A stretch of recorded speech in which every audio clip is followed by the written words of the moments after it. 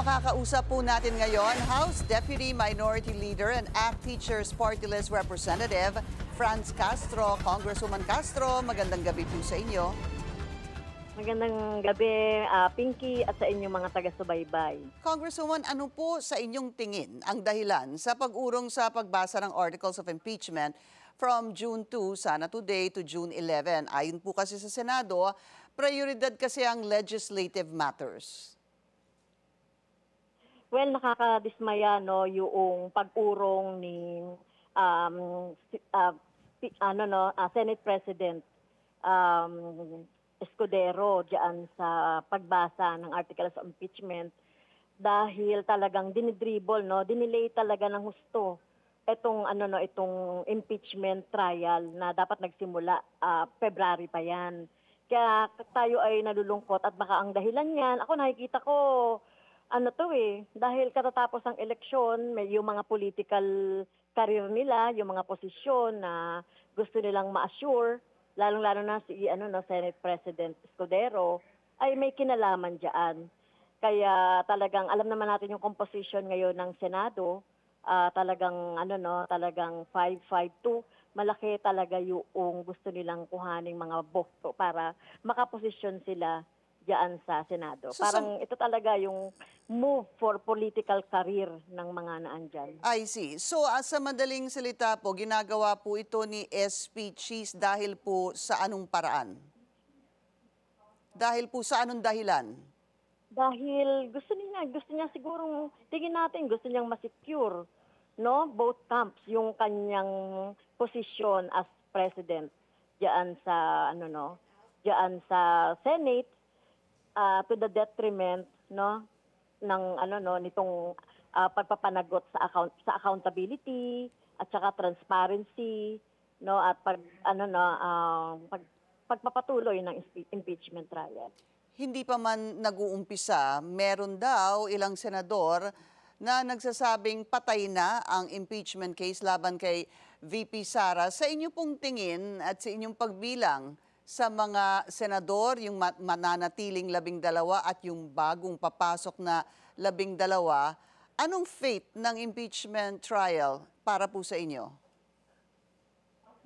Well, para sa amin, hindi na talaga tumutugon. Kung ganito yung mga nangyayari, hindi na tumutugon sa kanilang sinumpaang tungkulin itong mga senador na ito na talagang maglilingkod sa taong bayan. Nagka-clamor yung taong bayan ng accountability. 80% na mahigit ang nagsasabi na dapat na ituloy itong impeachment na ito.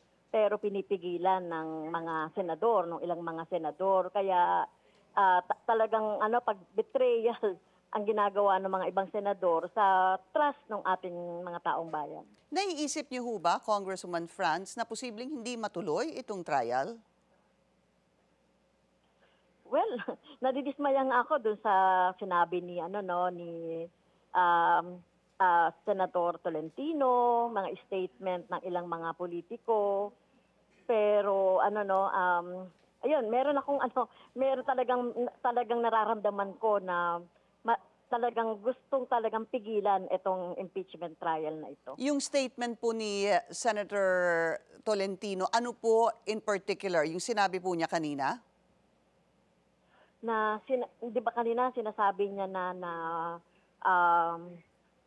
parang hindi may pwedeng question itawid. Kung pwedeng itawid po from the 19th to 20th. Yung question ng pagtatawid, yes, ng impeachment. Kaya dinadaan na nila sa teknikalidad, idadaan na nila sa teknikalidad. Na tingin ko yung Duterte camp mukhang ganun din yung gagawin.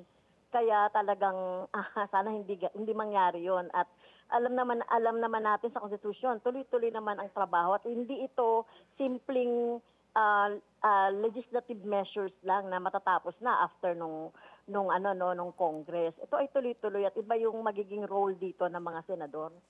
Ano ho ba ang pakiramdam nyo ngayon kumpara doon sa February 5 ho ba? Kung di po ako nagkakamali nung naipasa itong fourth impeachment case at diniretso po sa Senado through a 1/3 vote versus Kasi Eh, nagtayuan ho Ayun, kayo oo. noon, nagpalakpakan, di ho ba? Oo. Versus today. Very oo. Noon kasi tingin natin may partial na victory na yung ating mga kababayan dahil sa pagtawid ng impeachment sa Senate.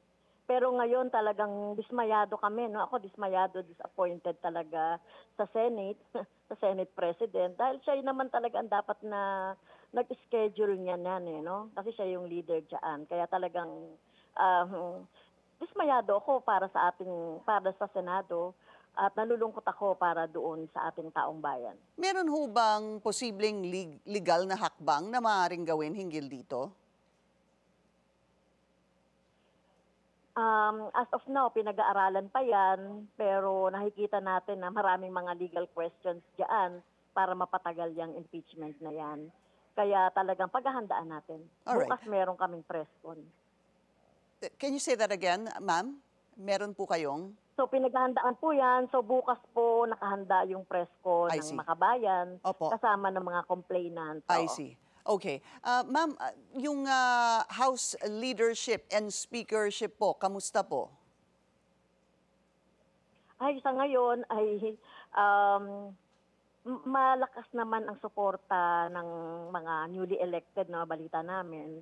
Newly elected na mga representatives kay Speaker Romualdez at ito sa minority nga tinitignan pa no yung mga possible kasi dito katulad nung 19 ngayon tayo 19 Congress na parang walang commotion pagdating doon sa minority tsaka speakership. Pero ito ngayon sa minority magkakaroon ng parang paghahanda Mhm. ang Kasi minority. napabalita na posible daw na maging House Minority Leader si Congressman Pulong Duterte.